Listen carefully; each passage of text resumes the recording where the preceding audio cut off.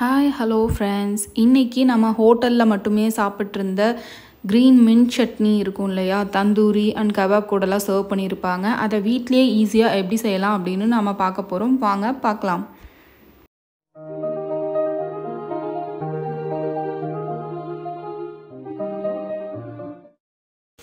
இந்த டேஸ்டான க்ரீன் சட்னி செய்ய தேவையான பொருட்கள் அளவுகளோடு மென்ஷன் பண்ணியிருக்கேன். ஒரு மீடியம் சைஸ்டு மிக்ஸி ஜார் எடுத்துக்கலாம்.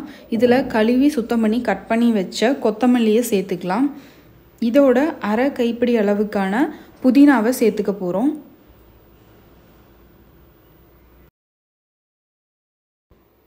இப்போது இதோட 2 பல் பூண்டு, அரை இன்ச் அளவுக்கு சுத்தம் பண்ண இஞ்சி, 2 பச்சை மிளகாய் இதை சேர்த்திக்க போகிறோம்.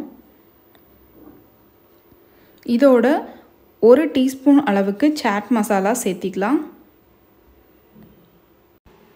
இதோட அரை டீஸ்பூன் அளவுக்கு சீரகம் சேர்த்திக்க போகிறோம்.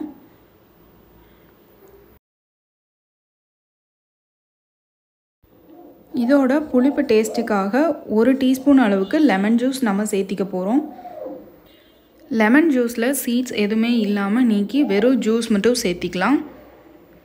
இதோட இப்போ ஃப்ரெஷ்ஷாக ரெடியான கர்ட் சேர்த்திக்க போகிறோம். இதில் 3 டேபிள் ஸ்பூன் அளவுக்கான கர்ட் சேர்த்திக்கலாம். இதில் சேர்த்துற இந்த ஃப்ரெஷ்ஷான கர்ட் தான் டேஸ்ட்டை நல்லா என்ஹான்ஸ் பண்ணி கொடுக்கும். இதில் டேஸ்ட்டுக்கு தேவையான அளவுக்கு உப்பு சேர்த்திக்கலாம்.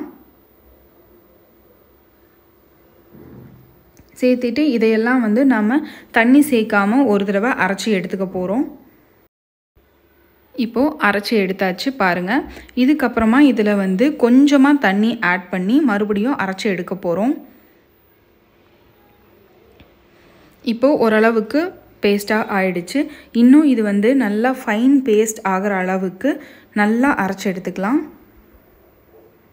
பாருங்கள், இந்த அளவுக்கு கன்சிஸ்டன்சி வர அளவுக்கு அரைச்சி எடுத்துக்கலாம். இதை ஃப்ரெஷ்ஷாக வீட்டில் ரெடி பண்ணுற சிக்கன் 65, அரை கபாப், இல்லைனா தந்தூரி, இல்லைனா வெஜ்ஜில் நம்ம கோபி 65 இதெல்லாம் செய்வோம்ல, இது கூட சர்வ் பண்ணி சாப்பிட்டு பாருங்கள். ரொம்ப டேஸ்ட் சூப்பராக இருக்கும். இதை வீட்டில் ட்ரை பண்ணி சாப்பிட்டு பார்த்துட்டு எப்படி இருக்குன்னு கமெண்ட்டில் சொல்லுங்கள். இது போகிற கண்டினியூஸான வீடியோஸ் எல்லாம் உங்களுக்கு வேணும் அப்படின்னா அம்மா சமையலறை சேனலை சப்ஸ்கிரைப் பண்ணிக்கோங்க. தேங்க்யூ.